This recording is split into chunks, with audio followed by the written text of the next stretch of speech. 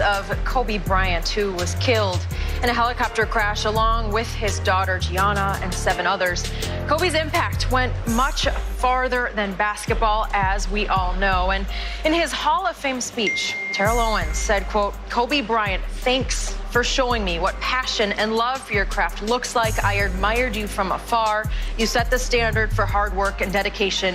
It was amazing to watch." And Terrell Owens is joining us this morning. So good to have you with us. Thanks for having me. Your reaction, Terrell, when you heard the devastating news of Kobe's passing? You said it, just devastating. My day just came to a complete halt. Found myself just staring off into space. I had a few people call me. One of my best friends called me and just said Kobe, and I didn't know what he was talking about. So we have a podcast, and so I'm like, yeah, he's on my list. And I checked my messages again. I had another message, and he goes, "Yo, you didn't hear?" And so I just was dumbfounded. You know, when it sat in the car for about an hour, and I didn't even know I was sitting in the car an hour because it hit me like a ton of bricks, like everybody else. Go deeper into what he meant to you and inspiration. Just his relentless pursuit of greatness. You know, I'm a Hall of Famer sitting here today, but when I started out, I had no ambition to play beyond the collegiate level.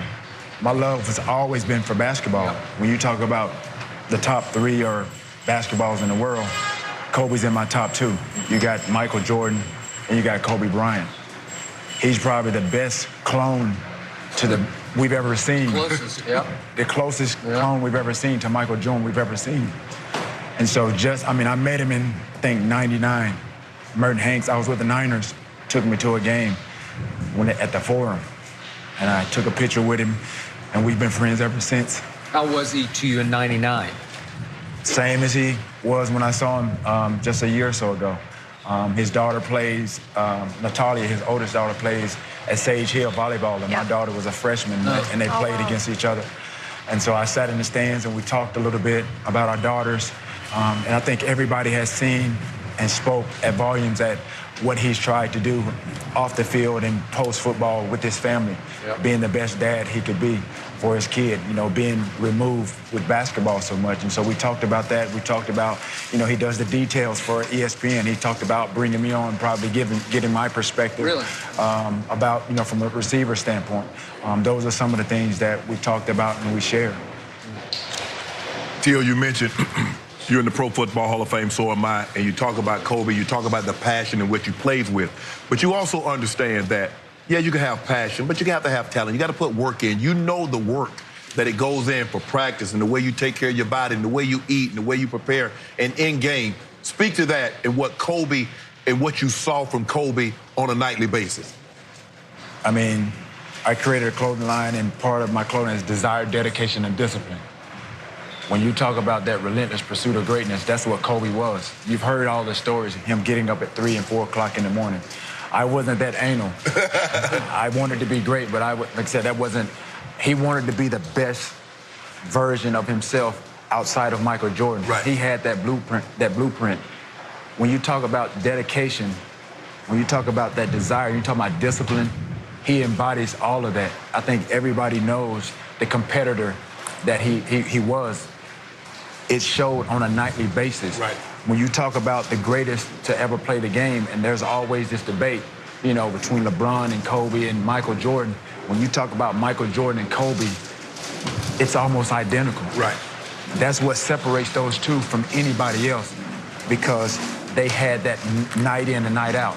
It wasn't like you see guys today, it's almost like a celebrity game. Right. During the course of the game, they see fans, they're interacting.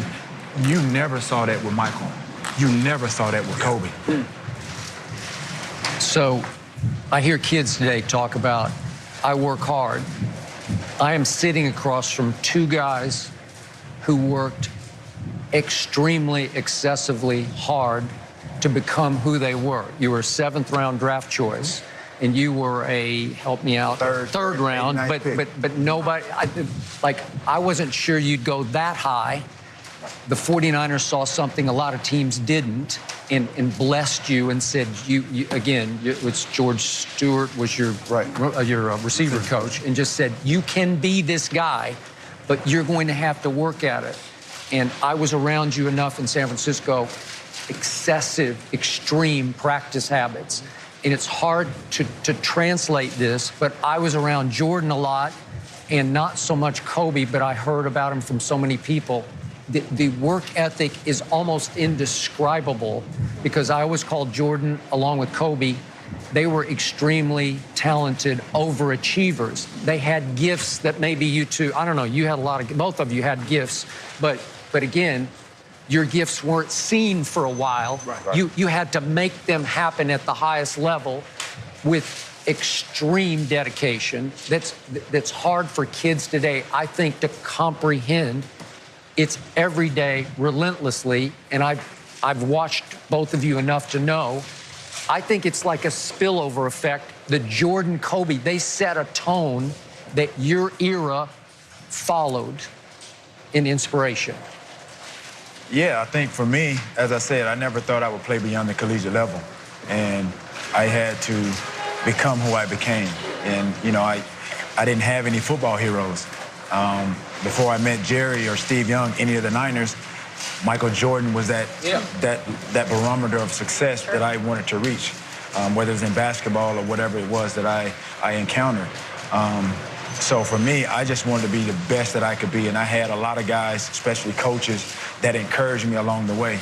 You mentioned George Stewart, but before George Stewart, there was Larry Kirksey, who coached Jerry Rice, the greatest of all time. And so these guys, as you said, they saw something in me when they drafted me. I was looked at as the prototype around that time when late 90s, that was when you had the tall, lanky, long receivers with speed or what have you, hands. Run out for catch. Yeah, exactly. In the West Coast, that's what you needed. Exactly. And so I embodied what I was taught, the tradition of what the West Coast offense was about. Quick passes, short, taking it the distance. There had to be a lot of refining with my skills early on before I became T.O., before I became that guy that, and in some ways you look at, and we talk about Kobe, I've been a game changer. You talk about Michael Jordan. Before I could even see myself in that realm or speak on that, there was a lot of refining to my skill set to where, like I said, I felt like I was a game changer in a number of ways. For me, and maybe you can relate to this also, I felt coming out as a 7th-round pick, there was no expectations, so I got a chance to grow. You leave high school and go straight to the NBA, you better be that, because you said you were better than Michael Jordan, so you came in. Michael Jordan was the 3rd overall pick, Skip, so he hit the shot. So there was expectations. You go high in the draft, there's expectation.